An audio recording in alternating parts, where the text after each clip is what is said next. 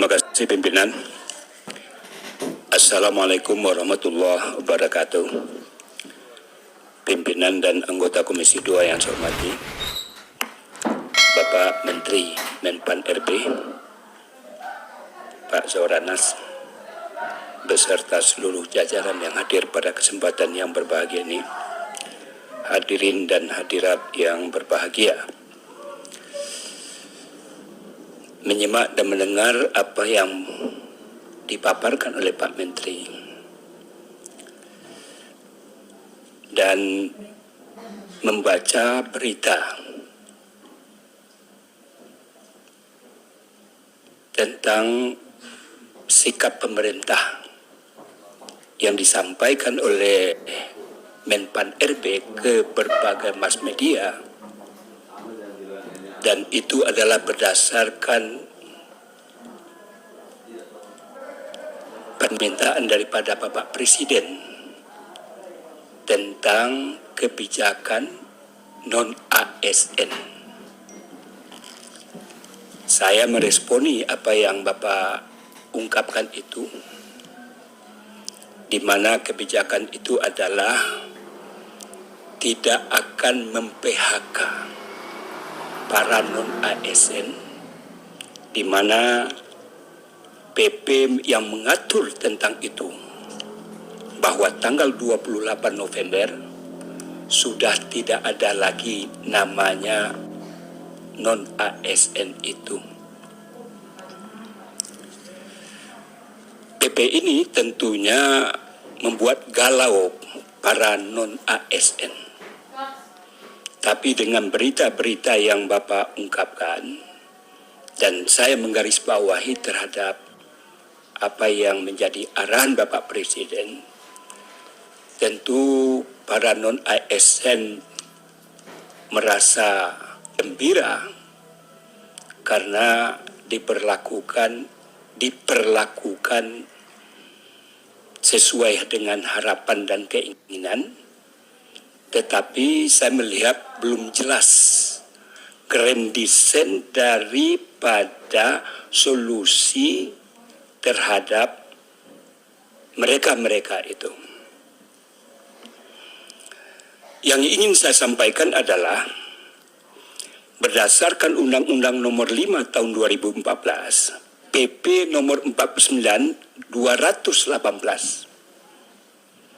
Ini kan menjadi simalakama bagi pemerintah pusat, di mana pada pasal 96 dinyatakan bahwa PPK dan pejabat lain dilarang untuk melakukan pengangkatan di luar non-ASN dan P3K. Artinya dilarang mengangkat para non-ASN. Di satu sisi, Bapak di PP ini juga mengatakan bahwa yang 2018 ke bawah, itu dinyatakan bahwa pegawai non-ASN masih dapat bekerja sampai dengan 2023. Artinya adalah non-ASN yang diangkat sebelum tahun 2018. Logika berpikirnya adalah pasal 96 itu menyatakan di atas 2018 tidak ada satupun institusi ataupun pejabat untuk melakukan pengangkatan non-ASN. Dan kita selalu berbicara tentang hal ini. Berapa sebetulnya jumlah non-ASN itu? Validitasnya sampai detik ini saya katakan juga belum pas. Walaupun Bapak mengatakan dalam buku kerja Bapak ini mengatakan 2,3 juta lebih. Ini bisa saya konfirmasi kepada Bapak, ketika Bapak menyampaikan kepada kami, ada surat edaran yang Bapak sampaikan kepada seluruh institusi, baik pemerintah pusat ataupun daerah, ada yang tidak menjawab. Saya kesal ketika itu. Masa kementerian lembaga, apalagi pemerintah daerah, masih ada, kata Bapak, Maaf, saya ingat betul itu. Mau dibawa kemana pemerintahan kita? Masa Menpan RB yang ditugaskan oleh Presiden menangani persoalan-persoalan tentang aparatur sipil negara dan struktur kepemerintahan, masih saja ada pihak pemerintah pusat satu, saya ingat betul, saya tidak salah barangkali, boleh dikoreksi kalau salah, itu pernyataan Bapak ketika itu, termasuk juga kepala daerah. Nah, berkaitan dengan Bapak baru saja masuk sebagai orang yang diberi amanah oleh Presiden sebagai Menpan RB, Bapak keluarkan surat edaran. Saya juga menyampaikan ketika hasil reses dan juga ada konferensi yang dilaksanakan di MPR ini, saya juga adalah sebagai narasumber. Mereka itu mengeluh dan menyampaikan kepada MPR ketika itu, satu di daerah dapil saya ketika itu di Pariaman dan Kabupaten Solo, sikap daripada pemerintah tidak sebetulnya maksud Bapak Menteri ini sangat luar biasa. Untuk menampung semua data-data itu, jangan ada yang tinggal. Sehingga Bapak akan membuat grand design mau dikemanakan para non-ASN ini. Kalau non-ASN ini berbagai macam juga levelnya, Pak. Yang saya ungkapkan ketika itu adalah di mana BKD tidak meresponi, malah Kepala Dinas Pendidikan, Pak. Itu di Padang Pariaman. Datang para guru kepada saya, dia mengatakan data kami tidak bisa dimasukkan menjadi bahagian dari surat edaran. Saya ingat betul ketika itu standarisasi untuk direkrut minimal umur 56 tahun kalau saya tidak salah. Kedua, masa kerjanya lebih dari 1 tahun. Surat edarannya, Bu. Kalau saya tidak salah, itu bunyinya.